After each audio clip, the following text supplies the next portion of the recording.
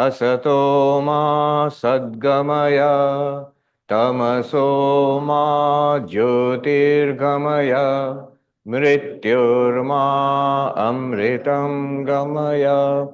Om Shanti Shanti Shanti. Om, lead us from the unreal to the real, lead us from darkness unto light, lead us from death to immortality. Om, peace, peace, peace. Namaste and good morning. Everybody is here and many who are on the virtual audience. So we are on the 13th chapter of the Bhagavad Gita, and we have been studying this since yesterday.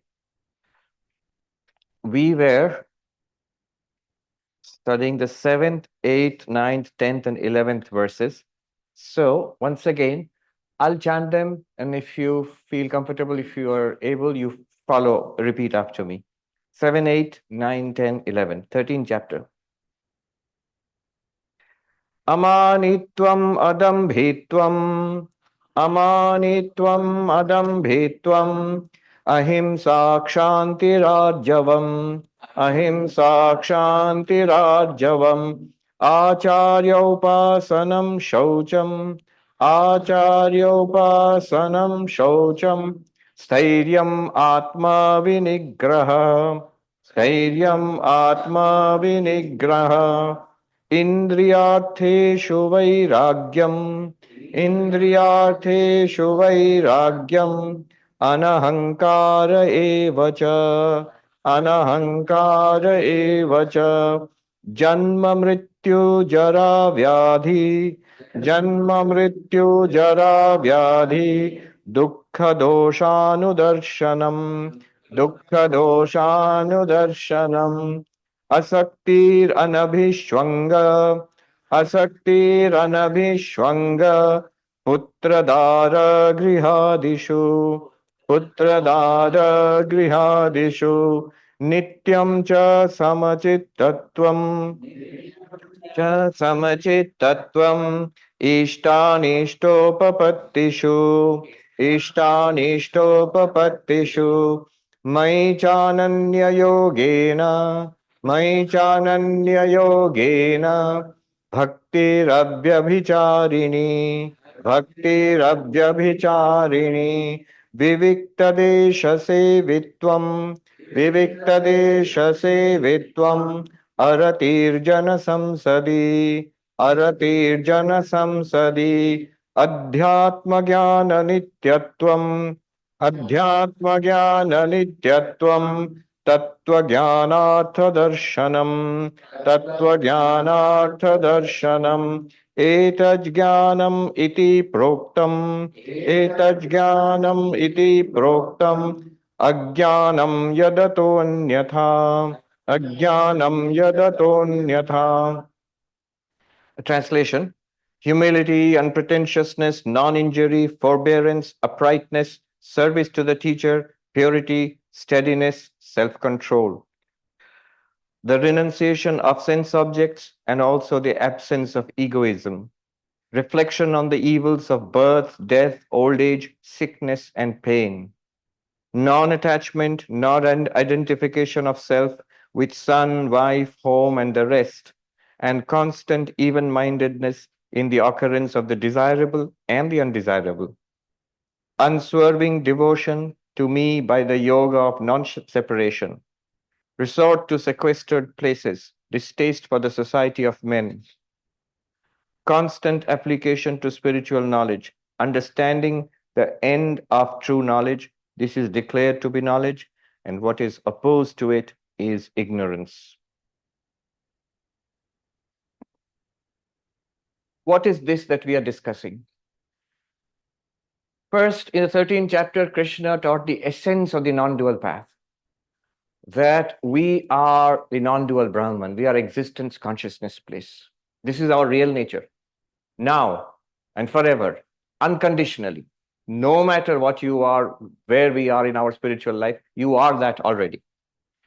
To recognize this, to realize this, and to live accordingly, is full realization in Advaita Vedanta.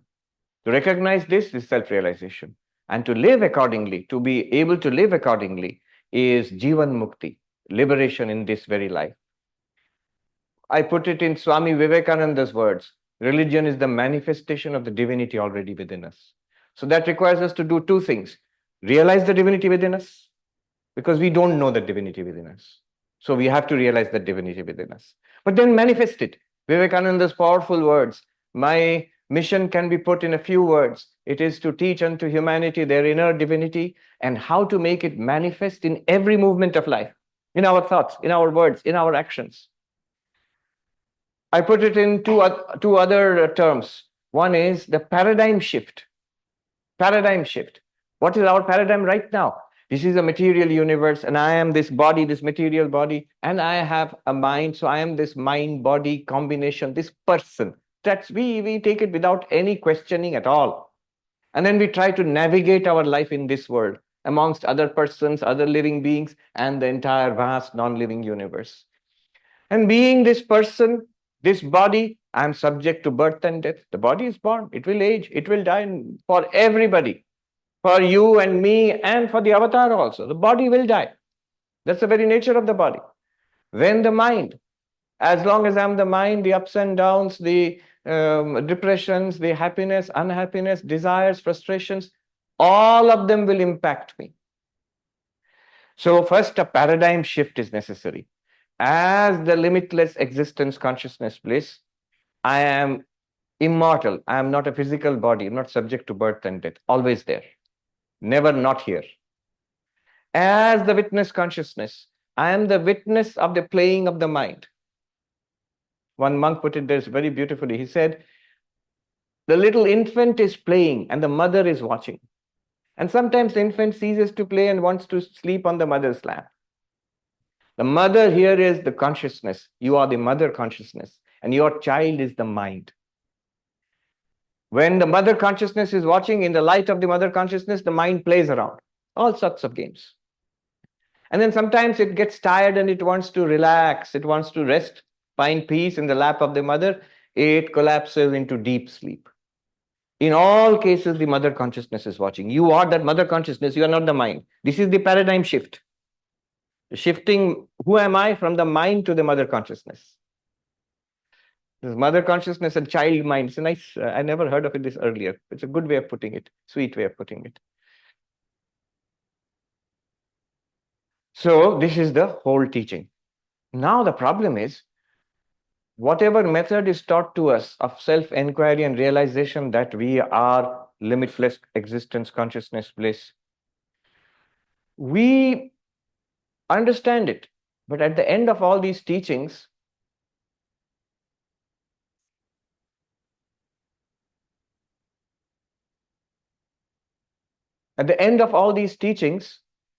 we have these questions that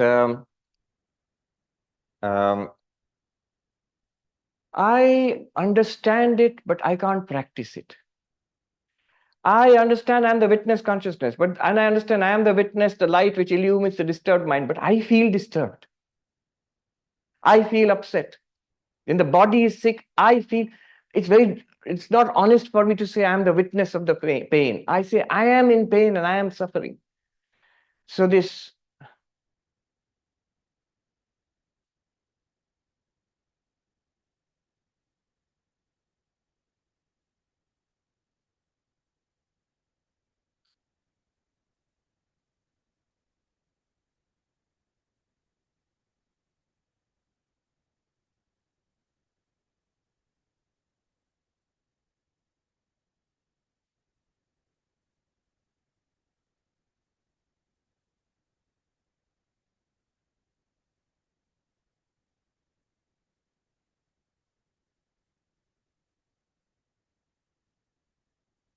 why is it not working? This analysis, this Vedantic inquiry, why is it not working? It is not working because the mind has not been prepared. It requires a certain preparation of the mind. Vedanta has these two parts. One may be called pramana, And another one, for a rhyming Hindi word, nirmana. Nirmana means construction, making something, changing something, building something, refining something, producing something. Sadhana, spiritual practice, can do that. It can refine the mind, calm the mind, it can purify the mind.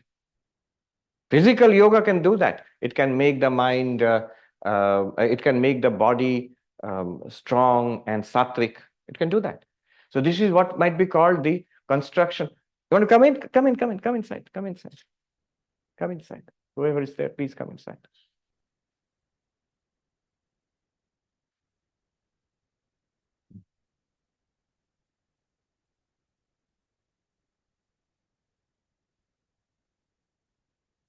So practices can do something.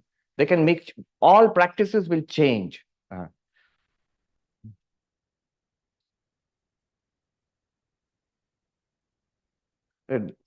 Locking the door is not the point. It requires us to lock ourselves. Resist that impulse to fidget, to walk around, unless it's an absolute emergency, to stay put. What happens is, it doesn't make too much of a difference to others, but I am sensitive, so my attention flickers if you are not paying attention. The moment my attention flickers, everybody else who's attending to me and listening carefully, all their attention flickers. Yes. So spiritual practice can do that, can make changes. What can karma do? Karma can make changes. Spiritual practice can make changes.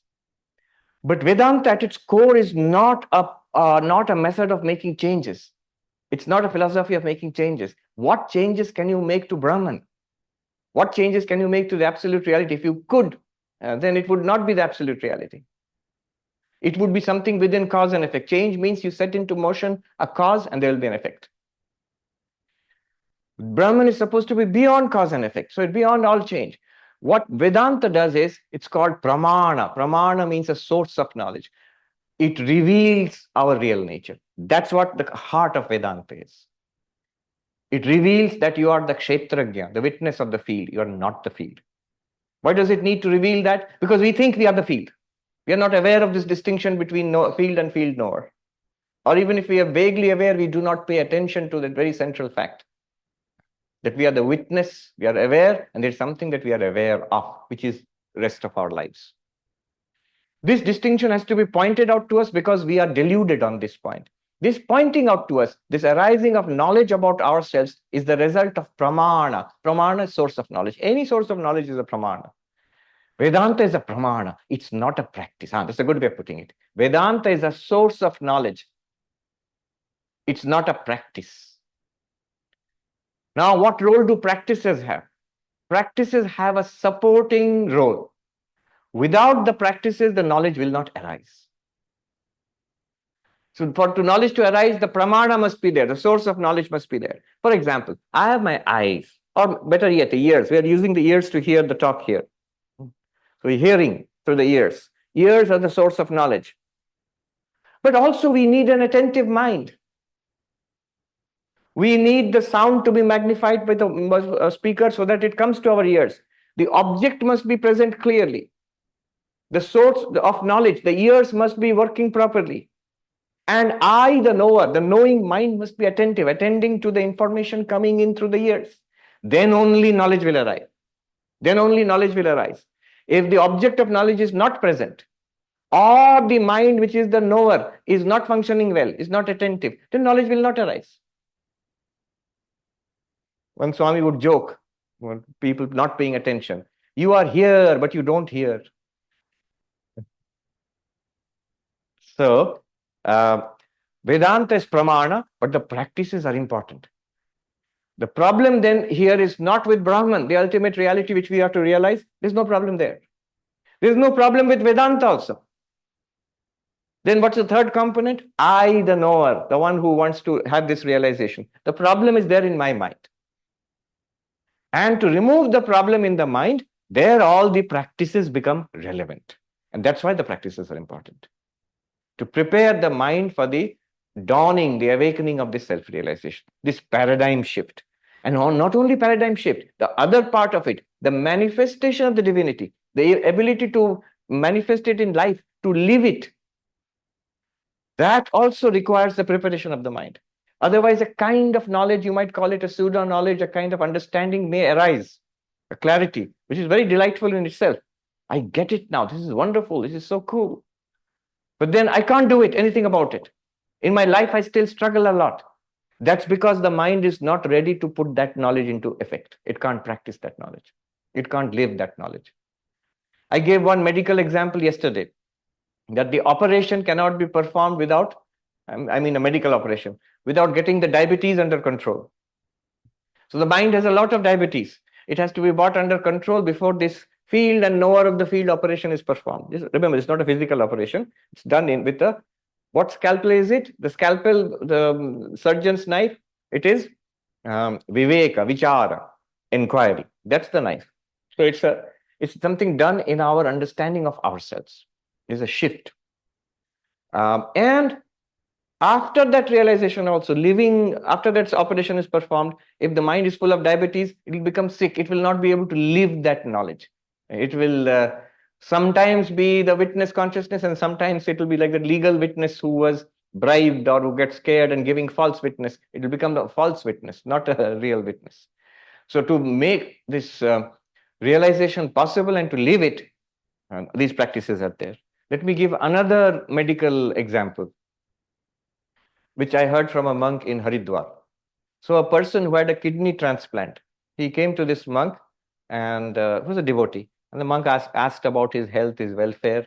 And the person said that, oh, the transplant was successful. Now I'm following all these strict diet and medicines and all. And the monk, who did not know much about modern science or medicine, asked, why, if the operation was successful, why do you still have to follow these restrictions and these medicines and have these medicines and eat a strict diet? And the patient said, the visitor, he said, my doctor told me that unless I am strict and careful with the medicines and the diet, the new organ will not be accepted by the body as part of itself. Second, I will not get the benefit from the new organ.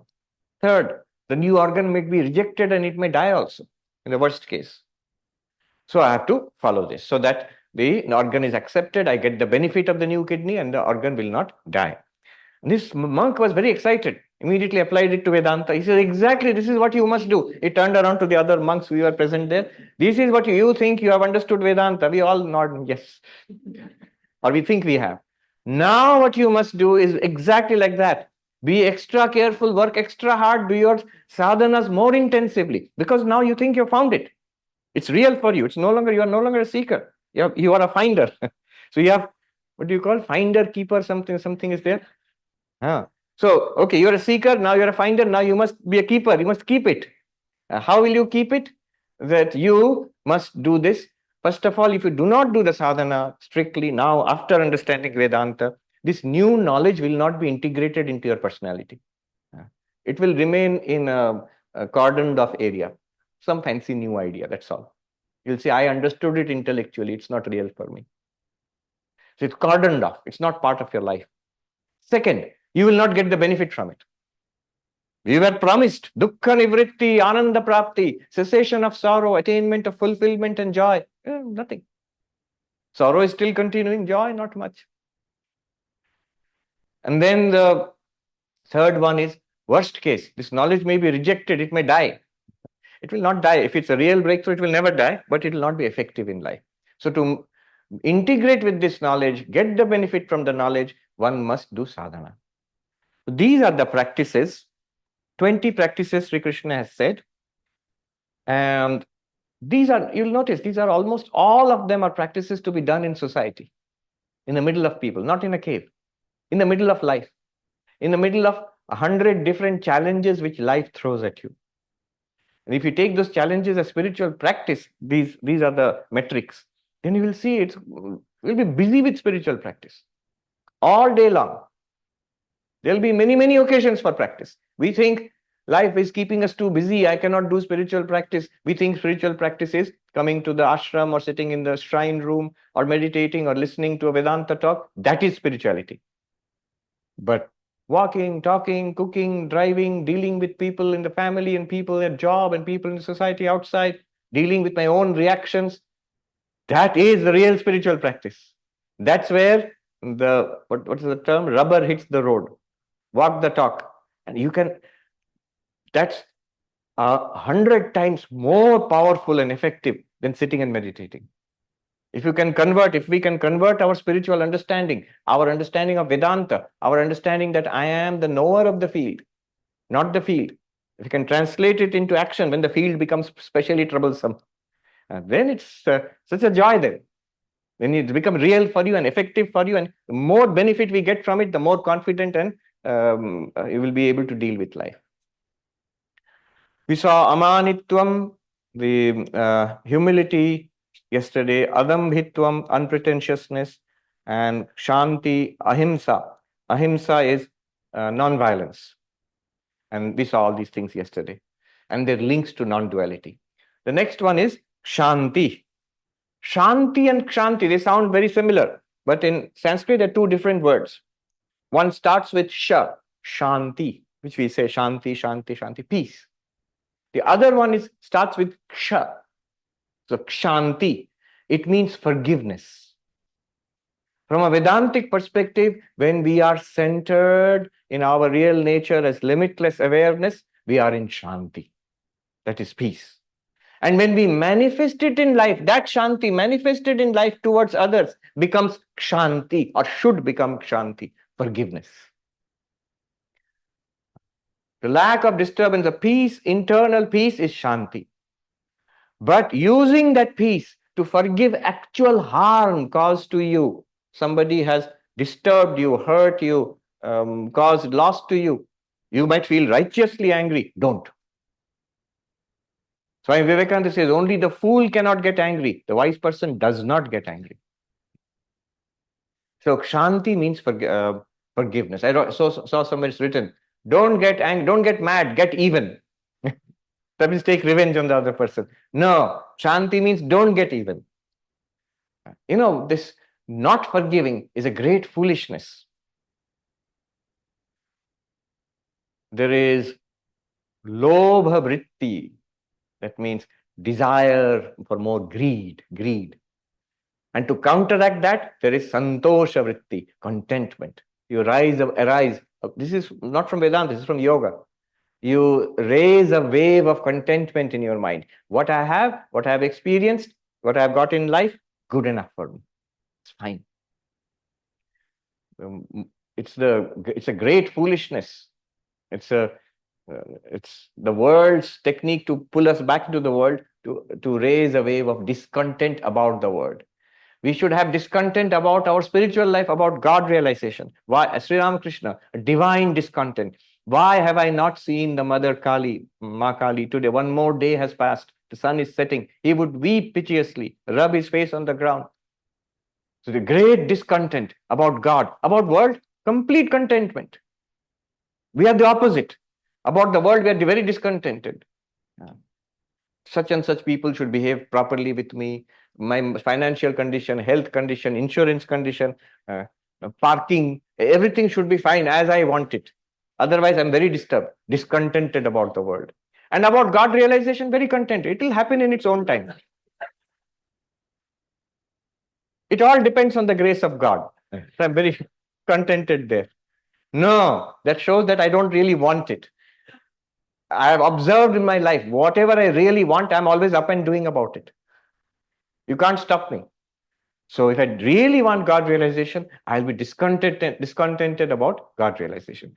One thing let me mention here. Often in a group like this, people here, we are spiritual seekers. We really are not so much discontented about the world so much. We are, but less, much less so. One sign of a spiritual seeker is they are more and more discontented about their own minds.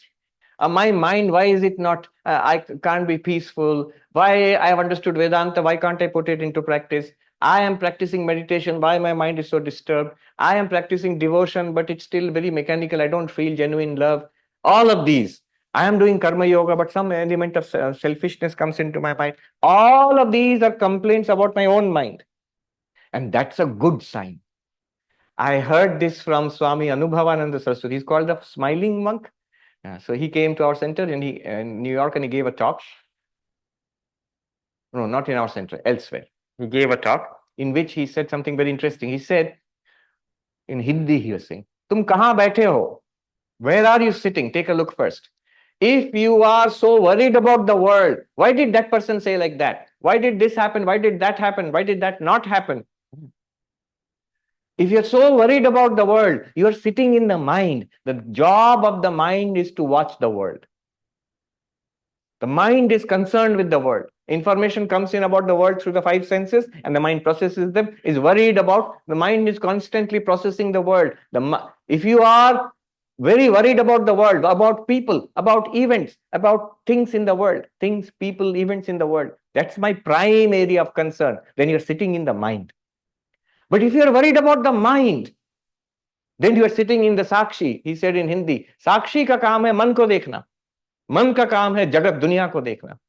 So the job of the Sakshi is to witness the mind. And he's putting it in a general way, not in a very technical way, but it's a very good insight. I'm self-congratulating all of us. The fact that we are worried about the mind is a very good sign that we are taking spiritual life seriously.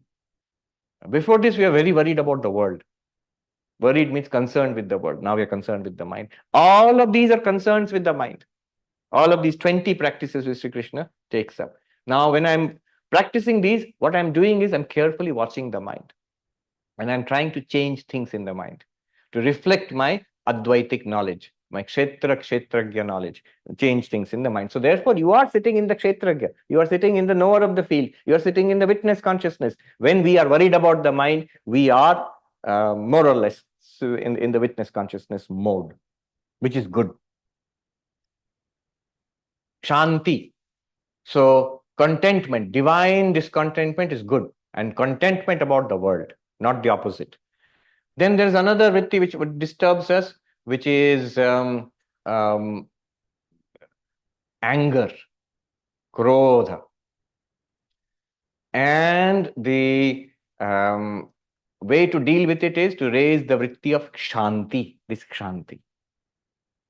Lova overcome by contentment. Krodha is overcome by shanti, forgiveness. The foolishness of not forgiving is that I have an anger vritti. What does the anger vritti do? See the foolishness of it. My enemy, the one I'm hating, the one who's causing me so much aggravation, I'm importing that enemy into my own heart. I'm set. One monk put it so beautifully. He said, anger is so foolish. It's like a fire which burns. The fire, always remember, it burns the place where it is lit first. Then it will burn others. I burn myself first.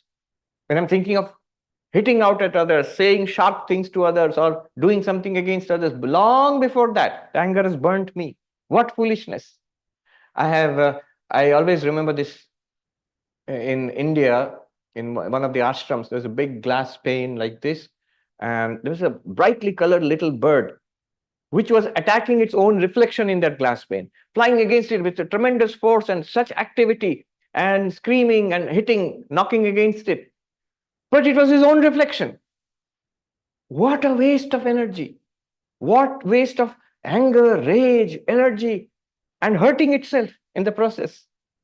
When we do not forgive, that's what we are doing. When we hold on to anger, when we hold on to hatred, revengefulness, no matter how much righteous. About righteous anger, I read the great Vietnamese monk Thich Nhat Hanh, whose classic book is there, Miracle of Mindfulness. He sort of kick-started the mindfulness revolution in the West. First in Europe, then in United States. He passed away, I think, last year or year before last. So he says when he first came to Europe, and that was the time of the Greenpeace agitations against nuclear weapons. So these are good. You are agitating against war, against weaponry. But he said, I noticed how many of the peace activists were so angry.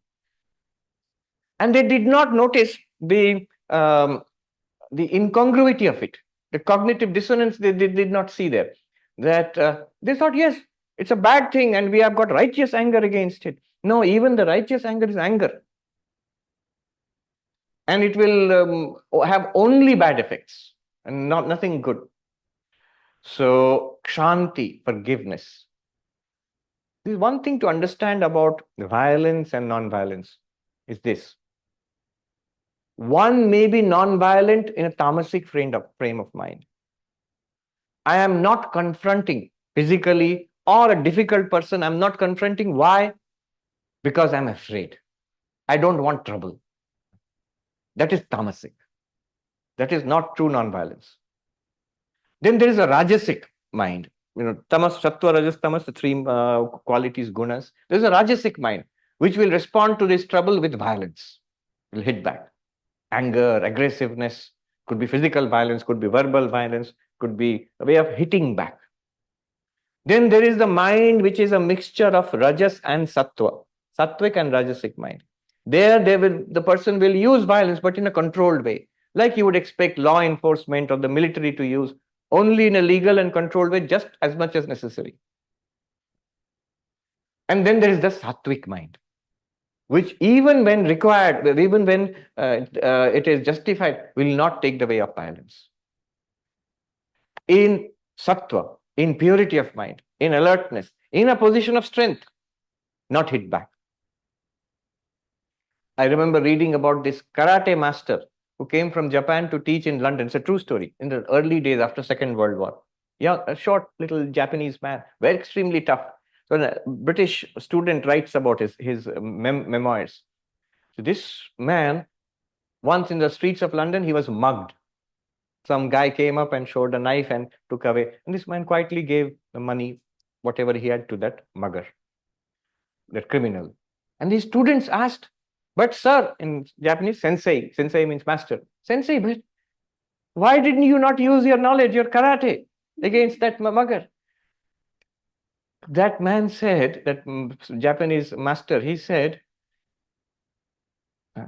how can I use these weapons? We can smash rocks and wood with it. He smacked his hand against the other hand, against another living human being.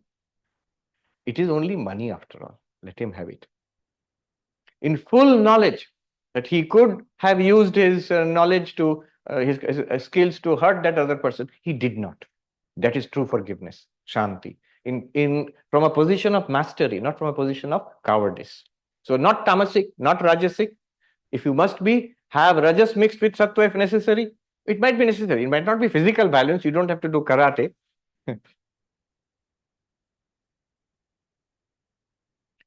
I remember in our monastery, and a funny incident. So there was a brahmachari who was Japanese, and he knew martial arts. And another brahmachari, a monk, a trainee monk, in the same room.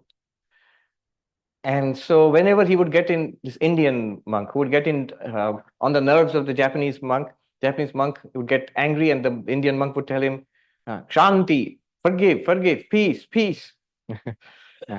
Forgive. You must practice Shanti. And one day, the Japanese monk couldn't take it anymore. He used like a judo throw to toss the Indian monk down on the ground. And he said, what are you doing? He says, now you forgive.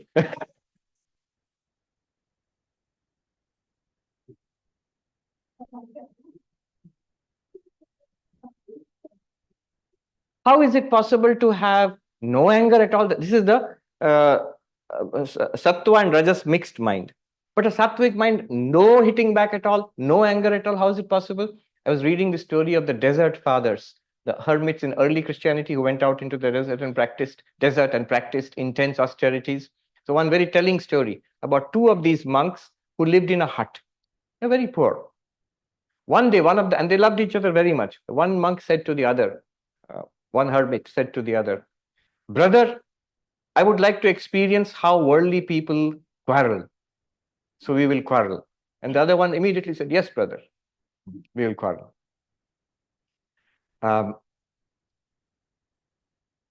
So how will we quarrel? Now, they had only one brick in the hut. So this monk said, I will say this brick is mine. You will have to say this. You will say that, no, the brick is mine. And I will say, no, it's mine. And you will say, no, it's mine. And thus we will quarrel. This is how worldly people quarrel. And the other monk immediately agreed, yes, brother. So this first monk said, this brick is mine. And the other monk said, yes, brother, it is yours.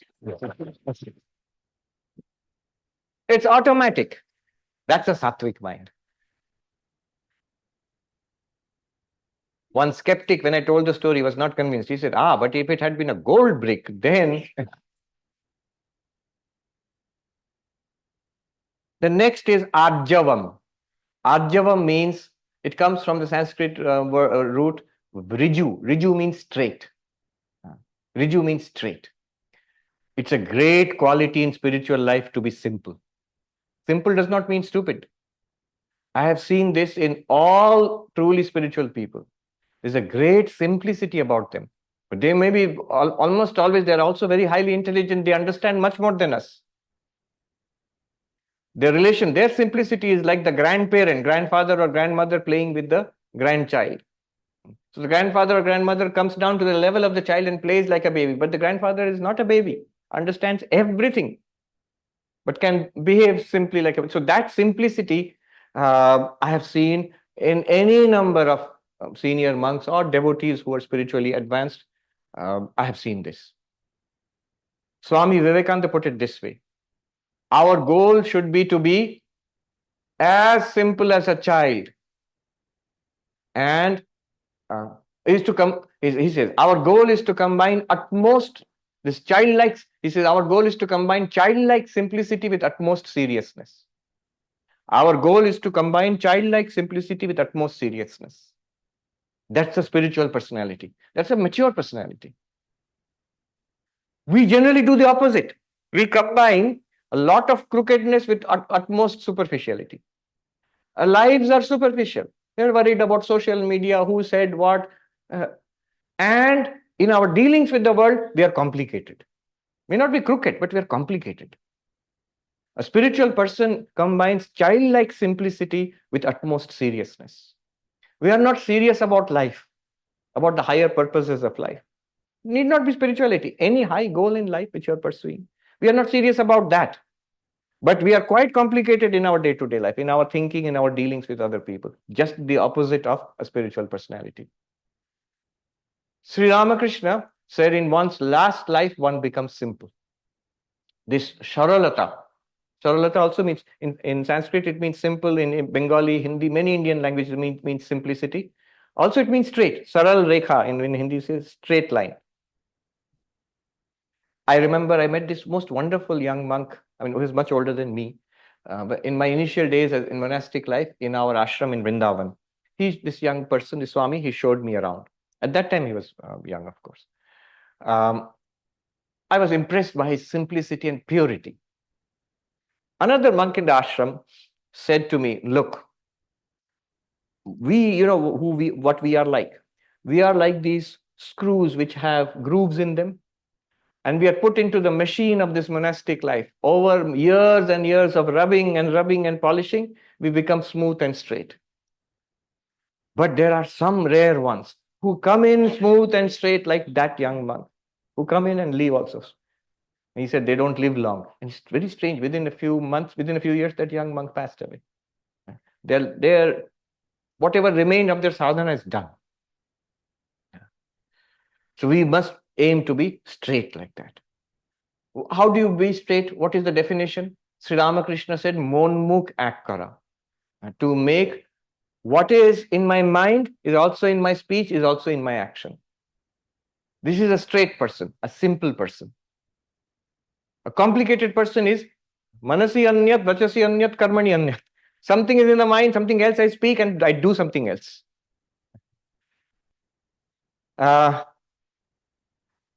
People at this point might think, if I'm simple, Swami, people will take advantage of me. Not necessarily. There's a saying, nothing confounds the clever so much as simplicity.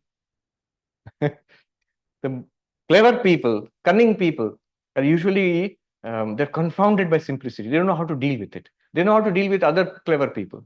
So they assume everybody else is clever. But somebody is truly simple. Simple and stupid are very different. Stupid is a person who doesn't understand. Often stupid people are very complicated and stubborn, difficult to deal with. And simple people, however, are they are likely to be genuinely spiritual. So that's why Arjavam, simplicity, straightforwardness. I've seen in not just spiritual persons, anybody who's great in their own field, often they're also, often, not always, often they're pretty simple. Simplicity. Now, in Advaitic sense, what is the connection of simplicity? This simplicity we understand, but what's the connection with non-duality? Pure consciousness is pure, it is straight. Imagine the light which comes in through the stained glass windows of a church. The light which comes out from the sun comes down is white light, which has all the colors. But once it comes in through the stained glass window of this church, it takes on wonderful variety of colors. Similarly, one pure consciousness, one light which we are, the knower of the field, witness consciousness, shining through the mind becomes mental consciousness. I'm using the words, though the Buddhists use these words. What is mental consciousness? Awareness plus thoughts, awareness plus emotions, awareness plus memories. This is mental consciousness. What's going on in our heads right now? There is awareness there is consciousness there, but it is reflected, distorted, refracted through our thoughts. It's like we have all done this prism experiment in our childhood. So sunlight comes in, you put a prism and it breaks it up into all the colors of the visible spectrum. Similarly, our thoughts are like that. Same consciousness streams through, but depending on the thoughts, good thoughts, busy thoughts, lazy thoughts, ugly thoughts, happy, unhappy, depressed, that same consciousness is now refracted and broken into various colors. And then that same consciousness flows through the mind into the senses. It becomes visual consciousness, auditory consciousness, olfactory consciousness, gustatory consciousness, then this tactile consciousness. Same awareness. You still feel, when you touch, you feel aware, right? When you're seeing, you feel aware, very much so. When you're hearing, you feel aware, very much so. But that awareness has already been twisted and turned through our mind and the senses. The more complicated the mind, the more of the awareness component disappears and the mind becomes important. The more stable and simple and straightforward the mind, the more calm it is, or the more easily calmed it is. And it's only in the calm mind, in the still mind, that the pure awareness is discerned. The difference between field and knower of the field becomes clear. So that is consciousness. Straight. Pure consciousness is straight. Straight in the sense, not straight light, in the sense that it is simple. There's nothing else there. All distortion in the level of the mind, senses, body is death. And all straight, pure consciousness is immortality. So Arjavam, straightforwardness, is connected to Brahman, is the closest to Brahman, our real nature. Acharya Upasanam. How are we doing for time? Yes, we are well in time. Acharya Upasanam. It means service to the teacher. Well, first and foremost, Vedanta is a knowledge system. It is therefore transmitted through texts and teachers. So the role of the teacher, the guru, the acharya is very important here, central. We may think, why this unnecessary reverence to the guru? In Hinduism, the guru is held in very high esteem. And to almost the same extent in other Indian traditions of Buddhism and Jainism also. Sikhism, of course, very important. Why? Well, one practical reason is I have noticed, if I have a lot of reverence in the guru, then the teachings of the guru take root easily. I am very attentive. When I have a great deal of reverence to the guru and the teachings, I'm very attentive when the guru is teaching. Otherwise, if I treat him just like any other instructor or classroom teacher, I'm sometimes listening, sometimes I'm attending to my own thoughts going on there. My attitude to the whole teaching will be changed by my attitude to the teacher.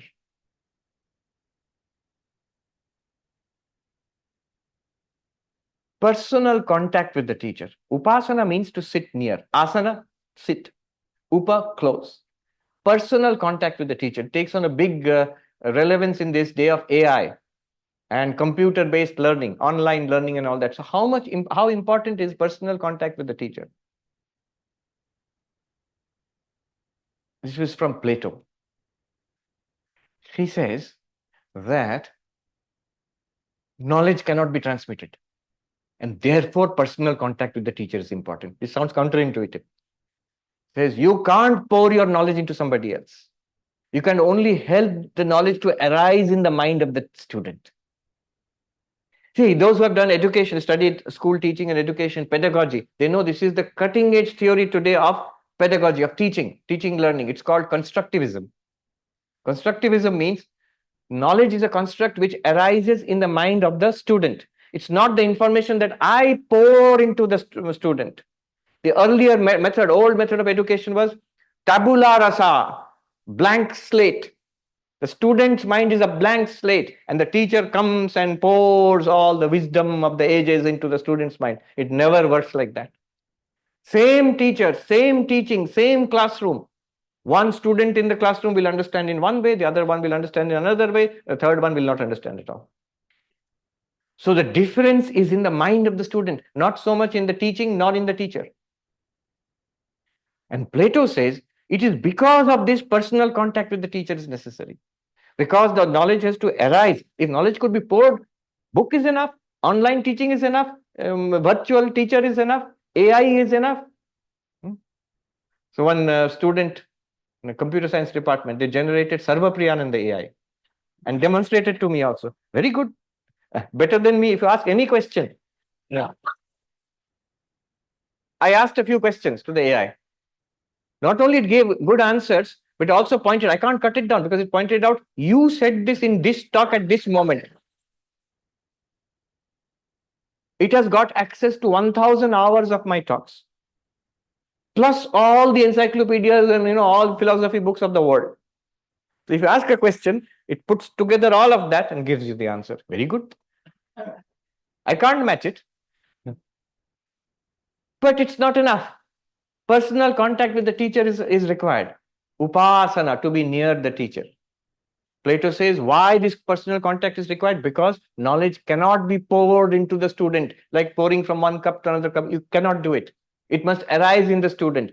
Therefore, he says, personal presence of the teacher and a relationship with the teacher. The student should find the teacher beloved, my beloved Socrates. Aristotle, Plato, Socrates, parampara. So Plato, my beloved Socrates. I love and revere my teacher so much. When I love and revere my teacher so much, then I will love and revere that knowledge also, the teaching also, enabling its arising in my mind. I remember a monk told me that when he was a trainee monk, he was telling me of the monks who taught him, very revered senior swamis, some of whom had passed away by the time I became a monk. He said, he was telling me because I was asked to teach the young monks in the training center. So he was telling that as a caution and as an inspiration to me. He said, when we looked at our acharyas, our masters who taught us, and we looked at their lives, we thought, wow, you can be like that if you learn Vedanta and practice Vedanta. And I also want to learn Vedanta and practice Vedanta because I want to be like that. A young Dutch boy who became a monk later, and I said, how did your boy from Netherlands become a monk? He said, I didn't know anything about Vedanta, but I saw Swami Ranganathanandaji, who was the 13th president of our order.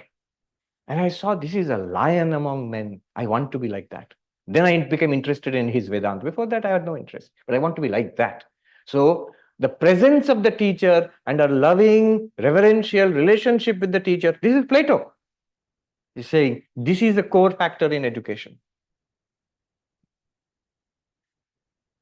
Acharya upasanam. But let's go deeper. Upasana means to worship, but it means to sit near. So that's why when we worship, do the puja, we also mean upasana, but we are sitting near God. I have put my asana near God. In Vedanta, it means not just physical closeness with the teacher. That is, of course, good. It's required. It means, all right, let me just, physical closeness, one more thing, let me just add. I remembered this. I got a chance to study for a few months at the Harvard Divinity School a few years ago. One of the teachers, I used to go around looking for good teachers. So two, my criteria were two, what I did there. One was subjects which I'm interested in, Indian philosophy, Buddhism, Vedanta, whatever was available, psychology. I would go there. And the second thing I was looking for is good teachers. Because it's a saying, it's a pleasure to listen to an expert talking about their subject. You may not be so much interested in a subject, but an expert who loves that subject. After all, the fault is not in the subject, it's in me. I have not developed the taste. But somebody who has developed the taste, who loves the subject, when that person talks, you also feel excited. So I would go to these and I would ask the students. The students know who the good teachers are. So one teacher was there. I mean, he must be still there. He's the senior most teacher in the philosophy department, William Goldfarb. Is one of the world's leading experts on Wittgenstein. It's a very advanced class. I mean, it's something that I was totally not qualified for. But I love Wittgenstein, and I thought this teacher also must be great. I've heard so much about him. So I went and said to him, "You must have been surprised to see a monk suddenly pop up in the Wittgenstein class." But he was very nice to me. He said, "I said, I don't think I'll be able to understand this, but can I attend your class?" He said, "Yes, Swami, come, sit, listen." So I would come and sit and listen. And most of the teachers nowadays, I realized in my time at the university, it's all online. So they have their own web pages in the university portal where the handouts are there, examination dates are there, results are given, there are discussion boards. A lot of it is online, except this teacher. Most of his page is empty. There's nothing, not much is there. He's old fashioned. He's been at Harvard for 50 years as a student, as a young lecturer, as a professor, and as now he's the senior most. So he said, "No, come to class, sit here, look at me, listen. You will understand. Especially if something is very subtle and very difficult, you listen. Physical proximity and attention to the teacher." Now let's go deeper. As I was saying, sitting near is one thing. That's, of course, as I said, all of this is because of the sitting near, upasana. But in Vedanta, it means something else. It means, upasana literally means sitting where the teacher is sitting. Not just physically sitting on the asana. We are sitting in Jagat, in the world, in samsara. The teacher is sitting in Brahman. Swami Vivekananda said, stand on the Atman. Does not mean you'll use Atman as a mat. It means, where do you locate yourself? Where is the teacher locating himself? In Atman, in Brahman. Sit where the teacher is sitting. It's like almost like a physical force. I remember I used to feel this sometimes with Swami Bhuteshanandaji when I would see him, the 12th president of our order. And there's a term called holy jealousy.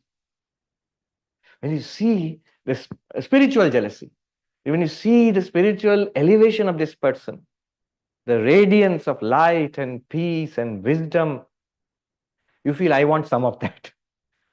I'm jealous of that. Where is he sitting? I want to sit there. That is upasana. And Vedanta helps you to sit where the teacher is sitting. Acharya upasana, the deeper meaning of Acharya upasana, yes, of course, physical proximity, contact with the teacher, which is transferred, which is expressed in, of course, literally means service to the teacher. So you stay with the teacher and give service to the teacher, and the teacher transmits knowledge. But the deeper meaning is you sit near the teacher where the teacher is sitting. Don't push the teacher away from his seat and go and sit there. Acharya upasanam. Shaucham, Stairyam. Shaucham is cleanliness.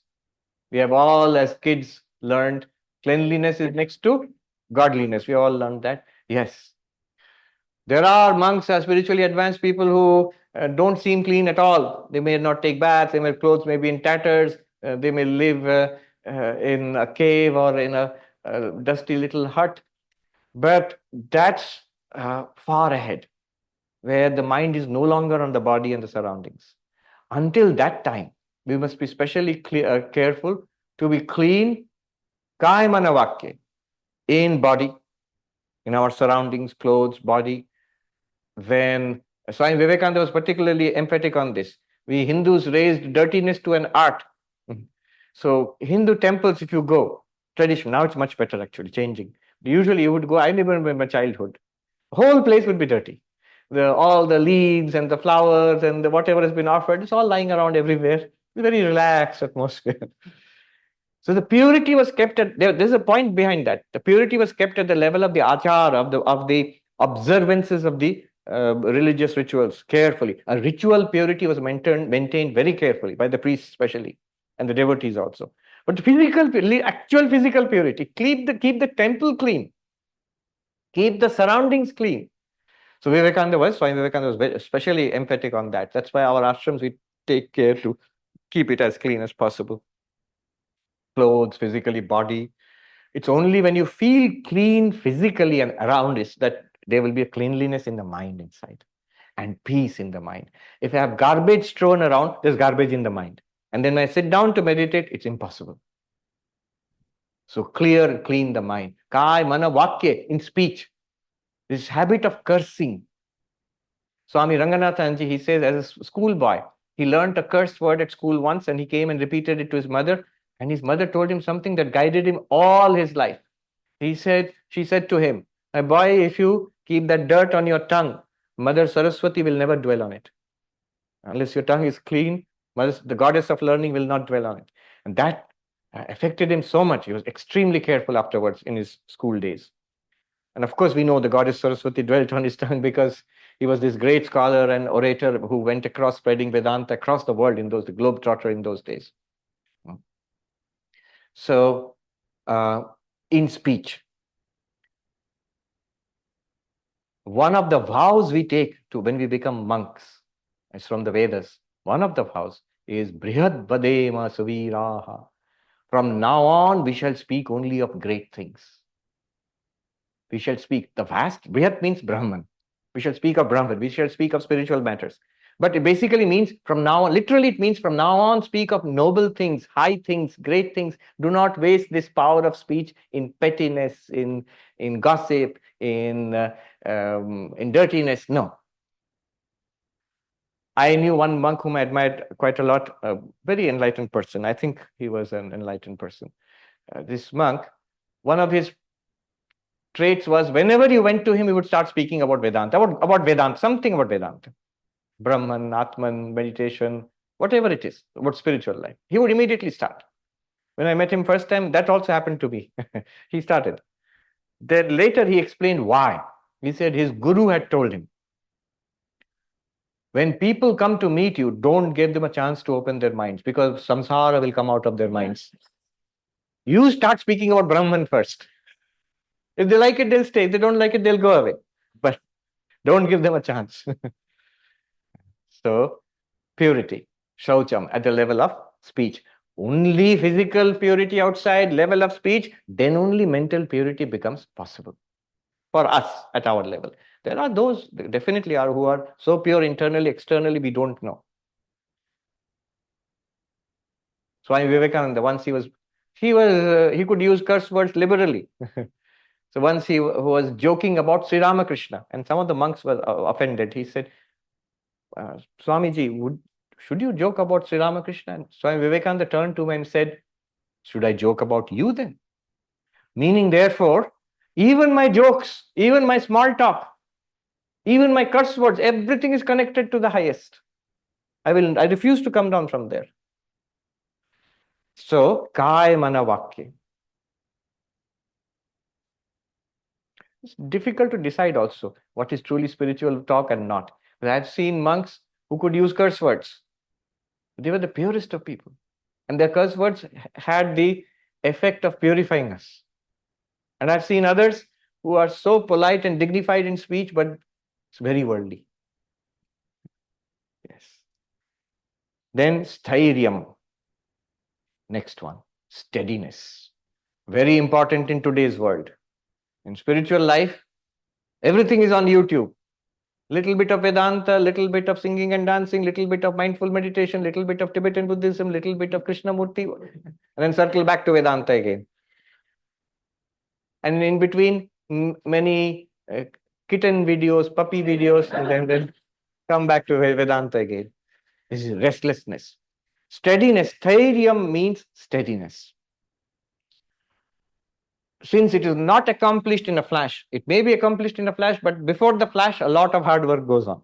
So steadiness is required. If you're not steady, we are just prolonging the path. If you steady, the path is shortened actually.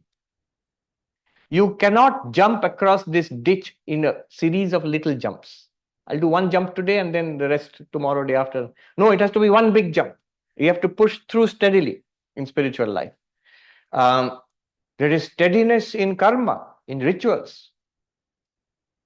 I have found, so sometimes we, monks, we do the puja in the temple, the actual ritualistic worship in the temples. I have done it for some time in our ashrams in India on a regular basis. So there's a daily puja.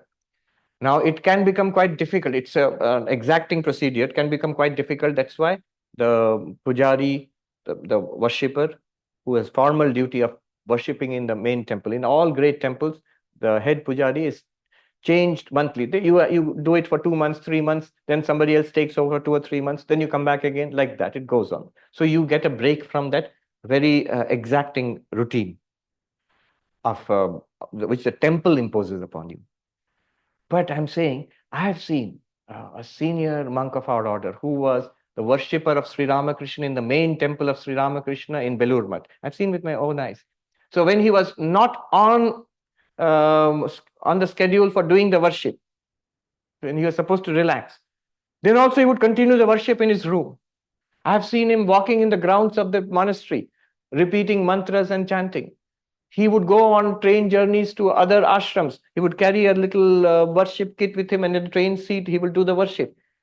See, for him, it's not a duty, it's a way of life.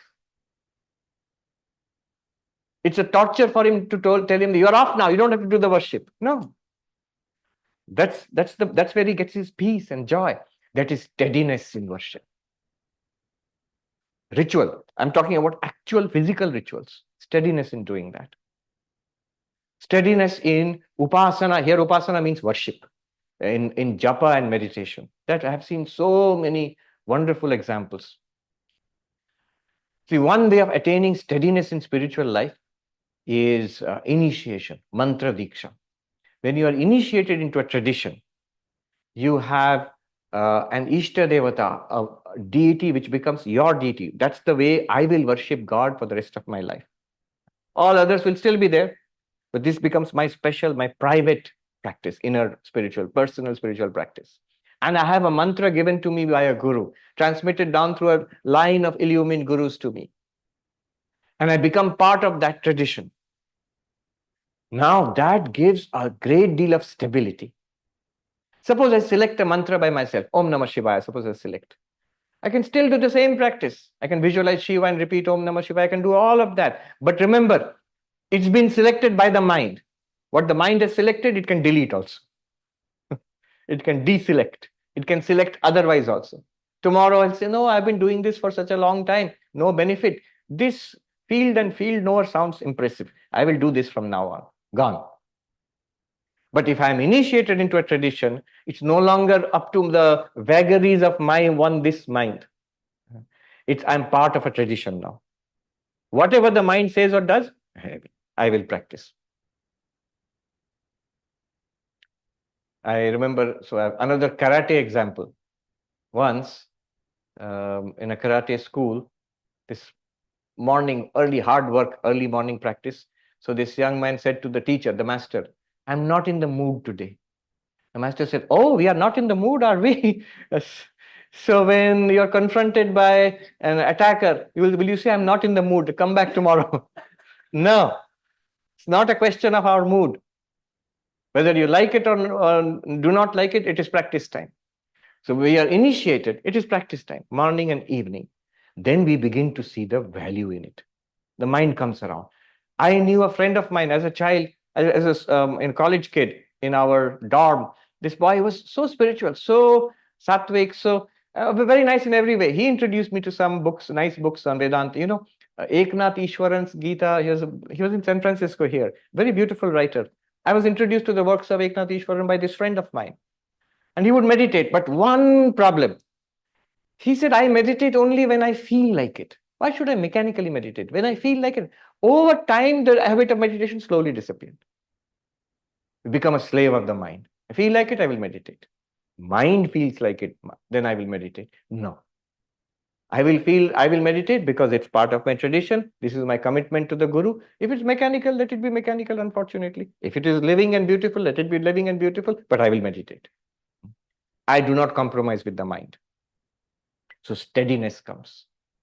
Steadiness in jnana. So I've talked about steadiness in ritual, steadiness in this japa and meditation. I have seen monks. Once I was in the hospital, I was very sick. And I thought, since I'm sick, I don't need to do my regular meditation. I can just lie down in the bed. I had an IV going. So I can lie down in the bed and repeat my mantra while lying down. A little bit, the minimum necessary. Because I'm sick, I'm off duty. So I'm not on the roster. God will not, count this. Hand to like a lesson to me. They wheeled in a monk, a much senior monk in his 80s maybe, who had an operation, major surgery. He was under anesthesia. They wheeled him in after operation. They put him in the bed in front of me.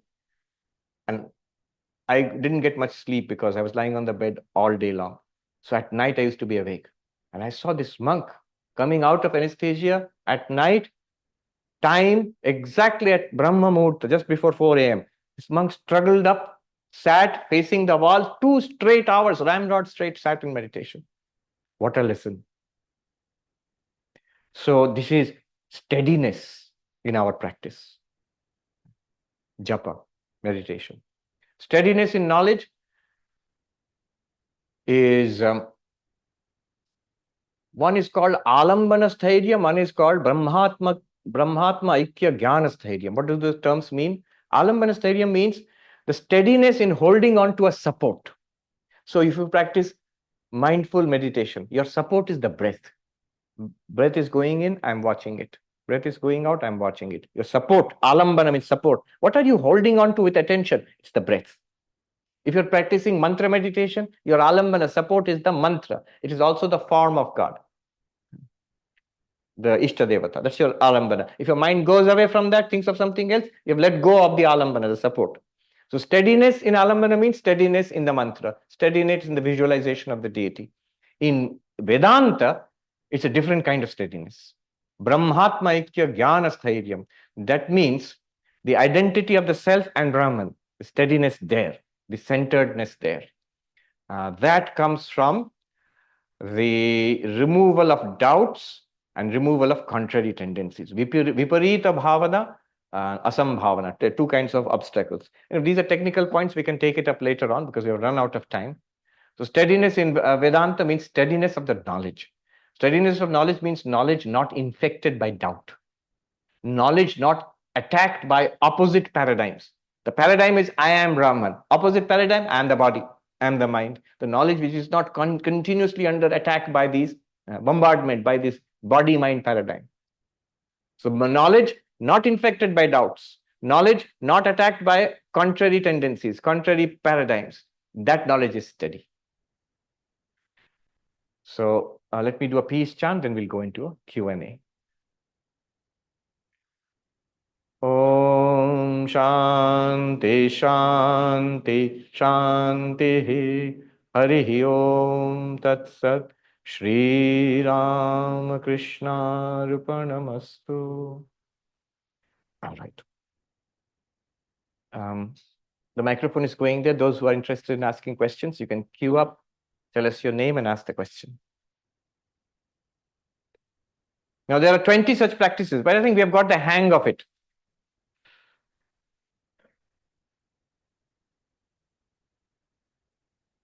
Yes, tell us your name and ask the question.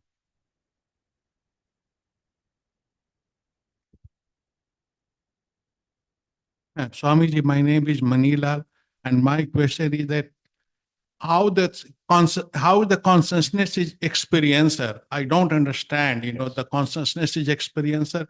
Can you explain or can you give some examples? Yes.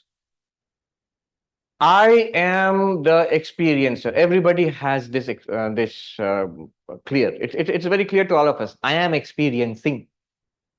Now, Vedanta says you are consciousness. How does consciousness experience? Think of consciousness as a light, awareness, consciousness as a light. Whatever comes in the range of that light, the light illumines. That is called experience. What is experience? How will I define experience? Consciousness plus object is experience. Now see, you are looking at this. You have to say that I am experiencing the orange cloth in the Swami's hand. You will say this. The orange cloth in the Swami's hand is not experiencing itself. Something else is experiencing it. You are experiencing it. How are you experiencing it? Well, first of all, the object must be there. Then the instrument of experience must be there. The eyes must be open. Then the mind must be attentive. Then only I will see. Otherwise, something can be in front of my eyes. I might be thinking of something else. I will not experience it. Then consciousness, which is behind the mind or illumining the mind, that gives you the experience I am seeing. Let me repeat the whole process. Object must be there. Instrument of knowledge must be there. The mind must be there, and the mind must be illumined by consciousness. Up to the mind, it's a mechanical process. Light will be reflected from the world, from this cloth, and it will go to your eyes. Mechanical process, physical process. And then in the eyes, that light will be converted into, it's no longer light, it's converted into an image in the lens of the eyes. And then within microseconds, it rushes as little electrical impulses from through the optic nerves to some brain centers. It's all electrochemical activity. Then what happens, nobody knows. Vedanta says, from that physical state, then a vritti is raised in the mind. In your mind, you will have a thought, a perception of orange cloth. When the vritti about the mind's vritti means movement of the mind. Vritti about the orange cloth rises in the mind. It is illumined by the consciousness present there. The consciousness present in the vritti, there's a technical term for it. Reflected consciousness, chidabhasa. That illumines whatever is in the mind. In the mind, orange cloth. So the result will be, I experience, I see the orange cloth. It's a conscious experience. So consciousness plus object. To present the object to consciousness, you require all this. You require object, light, eyes, or sound, ears. Sense organs are required, mind is required, and a movement in the mind called chitta vritti is required. The reflection of the consciousness in the chitta vritti is required. Then we have the conscious experience of I am seeing. What we call experience, anubhuti. This is how. How does consciousness experience anything? Consciousness illumines whatever is presented to it. What is presented to it? Object through the sense organs, through the mind, illumined by reflected consciousness. This is how. And one should be able to check it in one's experience. Is this what is happening? Thank you. My name is Cynthia, and I think you just answered the question. I was trying to wrap my head around reflected consciousness. I understand the sun and moon example, where the moon is the object which reflects the sun. Moon, yes, moon is the object. Think of it as the mind, which reflects consciousness. The moon, the mind. Moon is the mind. Okay. Sun is the Atman, consciousness, Yeah. self. Moon is the mind. The world is the world. Got it.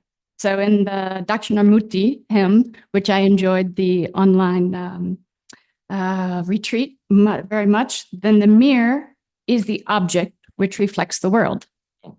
So as what you just said, I am pure consciousness, and the objects reflecting this consciousness are the things that we see and hear? I am pure consciousness, and the objects reflecting what? This consciousness? No. Think about it this way. The mirror is pure consciousness. And the world is like the city reflected in the mirror. This world, track it in your own experience. I am awareness. Think of myself, I am like a mirror.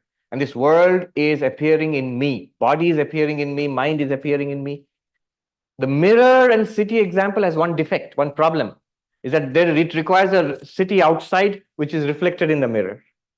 Mirror is consciousness. Yes, the mirror is the pure consciousness. It's a straightforward example where forget the external city.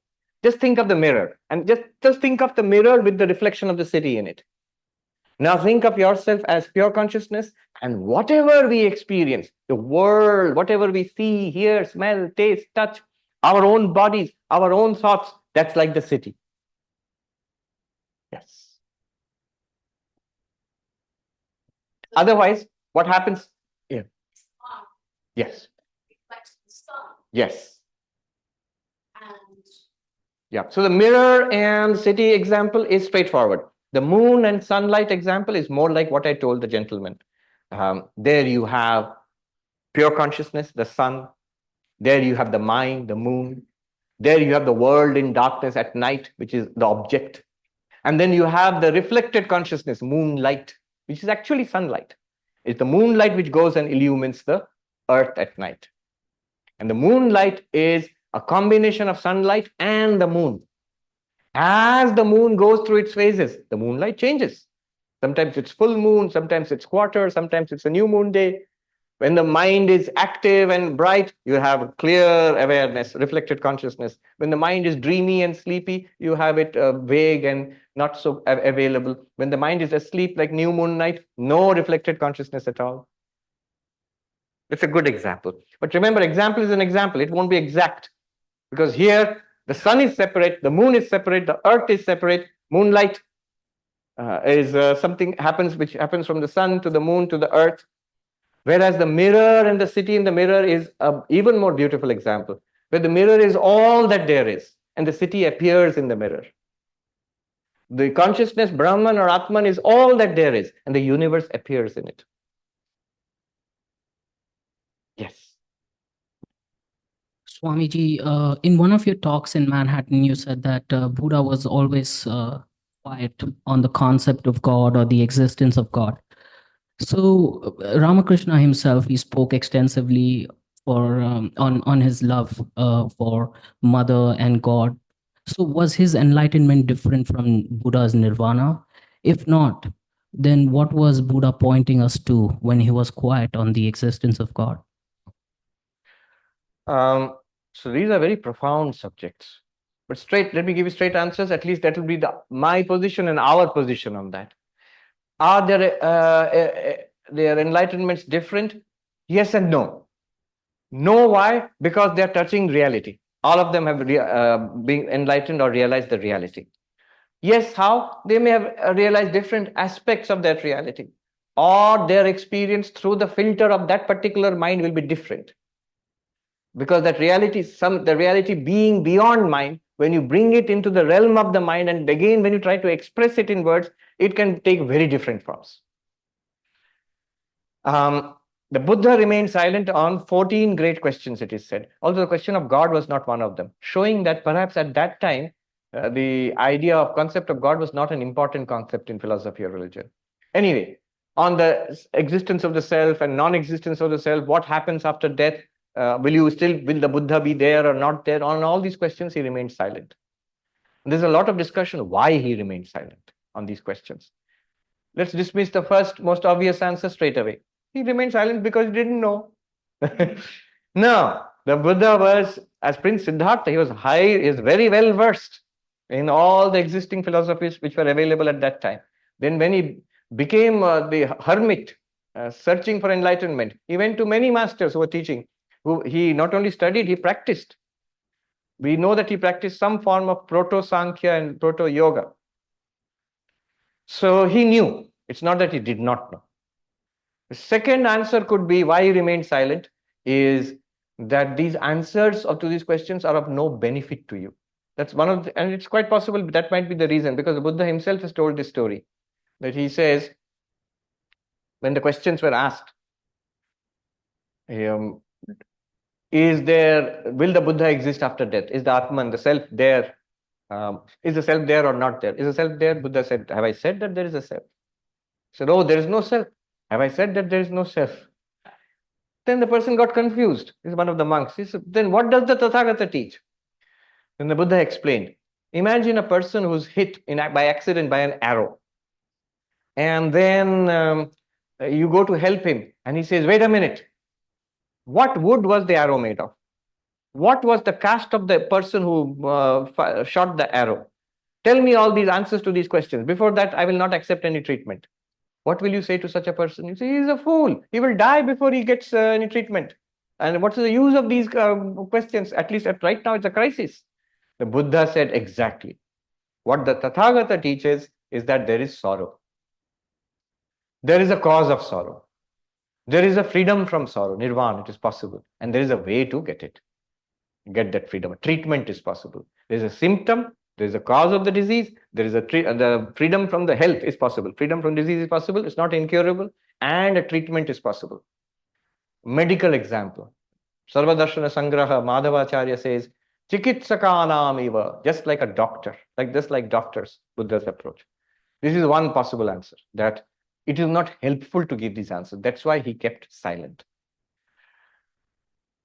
A third option is, which the emptiness school takes, is the interpretation of Buddha's silence, because silence is the answer. The most profound answer, most profound description pointing towards reality is silence. And the Shunyavada school, they show logically why any possible answer is wrong. Shunyata sarva drishtinam, the emptiness of all philosophical points of view. Drishti means philosophical point of view. Emptiness of all philosophical points of view. So this is one way, a neti, negative way of teaching the reality. Hinduism in general is a positive way.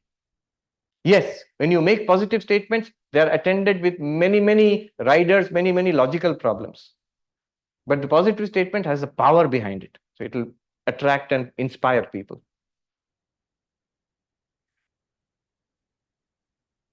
Namaste, Swamiji. Namaste. My name is Asha, and thank you for being my beloved teacher.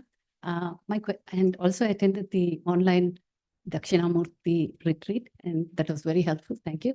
So my question is related to today and also the retreat. So when you showed us the orange cloth and all the mechanical process of that orange cloth vritti coming to my mind, it will be different for me, a blind person or somebody or a horse.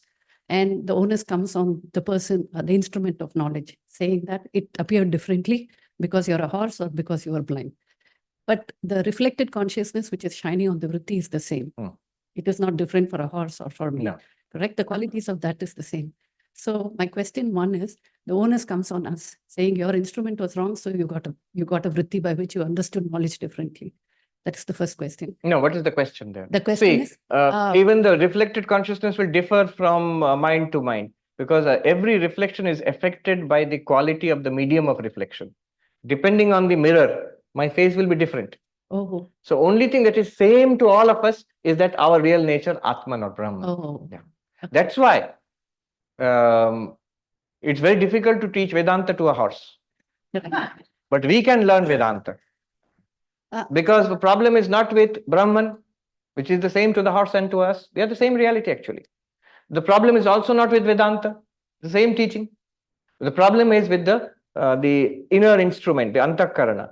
In the case of the horse at that time, the inner instrument has only certain capacities. Maybe one day when that sentient being Jiva goes to a human body, the inner instrument Antakarana will have many more capacities, depending. It's like, think of a suite of software and your hardware. As your hardware changes, many more apps become active. If you downgrade to a lower hardware, same software is there, but many apps will become inactive or function very slowly, if at all. And to extend that question, same thing when the Brahmakara vritti comes, is it possible that you can say, first of all, will the Brahmakara vritti come to a mind which cannot understand it? Or will the experience be the same for everybody? Because if a Brahmakara vritti comes, it includes understanding. But what you're saying is, suppose one has not gone through all of this, has not intellectually understood Vedanta, can that person become enlightened? By the grace of God, that person can become enlightened. But when the person is enlightened, understanding will be there in full measure, more than the person who has read all the books on Vedanta. This is the story of Swami Adbhutananda Ji, Latu Maharaj, who was a disciple of Sri Ramakrishna, practically unlettered. And one day, many years after Sri Ramakrishna attained Mahasamadhi, Latu Maharaj Swami Adbhutananda Ji was a fully enlightened person. He was an old monk. One day, a scholar was explaining from Katha Upanishad. Angushta matra purusha. Atma is experienced thumb-sized purusha, the being in the center of the heart. That I am there. It sounds a little weird. Thumb-sized. Why thumb-sized? Thumb-sized because not that the Atman is thumb-sized. The space here is thumb-sized. Anyway, experienced that way. And the Pandit was explaining from the Upanishadic mantra and Shankara's commentary. And Swami Adbhutananda was sitting there with Swami Shuddhananda, who was a disciple of Vivekananda, a younger monk, who has later narrated this. When the Pandit explained, Swami Adbhutananda suddenly became very excited and he said, Sudhir, Shuddhananda, Sudhir, thik tha, it's exactly like that. Pandit thik bole, the Pandit has spoken rightly.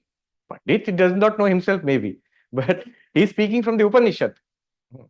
And this is the old Swami is so excited because it's a living reality for him. He understands far better than the greatest scholar who has not attained enlightenment. Thank you so much. Swamiji, namaskar. I am, it's an honor to see you in person. I've been following you for many years online and YouTube. on YouTube, on SoundCloud. It's more, I'm studying Gita with you.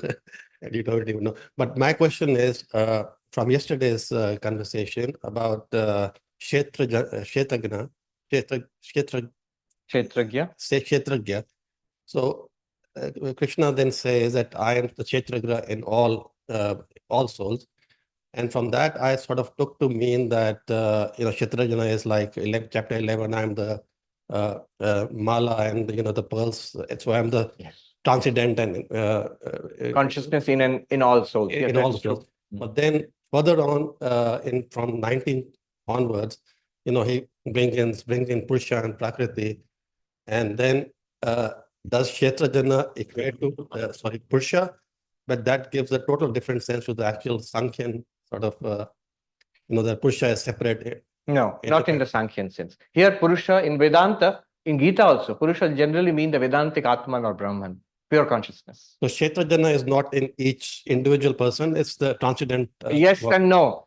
Remember, when did you attend the class yesterday? I was online, yeah. You're online. So there, notice, I said the word Kshetragya has two meanings. The knower of the field has two meanings. One direct meaning. What's the direct meaning? Just you or I. In each body separate. Just these persons who we are. Jiva, sentient being. I, you, all of us. How many are we? As many bodies, so many persons. But there's a second meaning, which is upon analysis. Unanalyzed meaning in Sanskrit, Vachyartha. Analyzed meaning in Sanskrit, Lakshyartha, implied meaning. The implied meaning is pure consciousness. And then that pure consciousness is one in all bodies and minds. Therefore, Krishna says in the next verse, know me to be the one consciousness in all bodies and minds. If I take myself without Vedantic inquiry, I'm just this guy, clearly different from you. So when he says that it's all the play of Purusha and Prakriti, does he means in a sort of the reflected consciousness sense, that Chidapast sense? See, the play of Purusha and Prakriti will easily fit in the Sankhyan framework because everything is the play of Purusha and Prakriti. But you can see multiple frameworks working here. If you push it further, the Prakriti itself becomes the power of Purusha. Then the name will be Brahman and Shakti. So subsequent to that, in chapter 12, when he says, Mayam Manat Atatsva, my Buddhi Naveshra. So he's saying that, the Purusha, you give me your intellect, merge your mind and intellect in me. So that seems that the Purusha at that time has, the reflected consciousness has some will to sort of, allow him to merge himself into the Purusha. And what happens when you merge? Is it the Hiranyagarbha that we're talking about? No, don't use the term of, don't use the sense of merging, rather realizing. When we move from body, say, I am actually not the body, I am a mind in which is embodied here. When I think like that, it's not that I have merged in the mind. I suddenly transferred my identity from body to mind. Then I go further. I am not even the mind. I am the awareness which is the witness of the mind, all its thoughts and emotions. So it's not that the mind merged in the witness consciousness. I now identify myself as witness consciousness in that sense. I see. In the sense that So we'll just keep it because we have run out of time. Thank you. Thank you. Thank you, Swamiji, for being here and taking all of us in your presence and letting us all sit near you in your presence. My name is Payal, and my question is, as you mentioned earlier, about Praman, which is source of knowledge, and a Nirman, which you mentioned about practices. So can you elaborate more on nirmana? Whether the Kriya Yoga, Karma Yoga, is it a part of a nirmana? Yes. And nirmana is just a play on words. Nirmana means to construct, just to rhyme with pramana. One Swami put it this way. Try to understand Vedanta. What is Vedanta? We normally confuse it with all other sadhanas. All sadhanas fall in this, in the realm of action, physical action or mental action. Vedanta falls in the realm of knowledge. So pramana giving rise to knowledge is Vedanta. The definition of Vedanta which we memorized as brahmacharis, Vedanta nama Upanishad pramanam. The source of spiritual knowledge called the Upanishads is Vedanta. What's the practice? You're asking the wrong question. Then practices are not useful. Again, a misunderstanding. Practices are useful because practices will give the results. And you need those results to use the Vedanta pramana. Inattentive mind. Will Vedanta work for that and show me that I am Brahman? Won't work. So attentive mind is necessary. So pramana will give us the sadhana will give us attentive mind. Impure mind. Will the pramana work in an impure mind? It won't work. So chitta shuddhi is necessary. Then the sadhana will give us chitta shuddhi. So what is the nirmana department? Construction department, maintenance department. So there is karma yoga, which purifies the mind. There is raja yoga, which concentrates the mind. There is bhakti yoga, which does all of these things very powerfully. All of these prepare the mind for the pramana to work. This is classical Advaita Vedanta. I'm giving it from the framework of Advaita Vedanta only, because other systems have the different perspectives. Yes. I'll just take this one. Please come, ask your question. Then we'll take the question afterwards. We have run out of time. Pranam Swamiji. My name is Gayatri. Really blessed to be here in person with all of you here in that retreat. So my question is about the practices. So there are many practices. I try to do it every day, like meditation, japa, whenever mind goes towards that way in the breaks, and also like jnana yoga, discrimination. I try to do it in every action. Like say in traffic, a car comes in front of me, I get angry. Cuts you off. Yes. So I react, then I start discriminating. Very Texas problem. Yeah. So I witness this ego, like I start discriminating. Why am I reacting? Overall, it's very overwhelming at the end of the day. And there are ups and downs. And I realize how ignorant I am every day. So my one question is one practice that you would advise to take out, or any tips that I can apply it every day. Mantra japa. Take mantra initiation. Those of you who want an actual formal initiation, you can get in touch with Mataji here. Revered Swami Sarvapriyananda comes occasionally. He's the one who's empowered to give initiation. He can give you mantra initiation. So that's a very powerful way. One thing, if you ask me to recommend, I would recommend that. Yeah. Usually I don't say it because people don't ask. Since you're asking, I'm telling you. Yeah. I am initiated, so. Oh, good. So you have the core then. Yes. Hold on to that. One sadhu put it beautifully. Prapta gyan ka adar kare. Value and revere the knowledge already acquired. We know a lot. We watched a lot of YouTube. So we know a lot already. But respect the knowledge which we have already got. What you have already acquired. Respect that. What we do is, I've got it. Now let me keep on adding more. I do it too. But respect that. Yes. And one more thing, many people said, you're seeing me personally for the first time, you've seen me on YouTube. This happened to me when I went to our main monastery after a while. So there are many new young monks who have just become novices, whom I have not seen earlier, and they have not seen me. So this one young brahmachari, very humorous, he saw me, he bowed down to me, and he said, I'll tell you a very humorous remark in Hindi first and then translate. He said, Aaj mera YouTube sadhana sampurna hua. आप प्रकट हो गए. My YouTube sadhana is complete today. You have manifested. He says, how many hours and hours of YouTube? आप प्रकट हो गए. Thank you so much. Thank you so much. We will again continue this in the next session.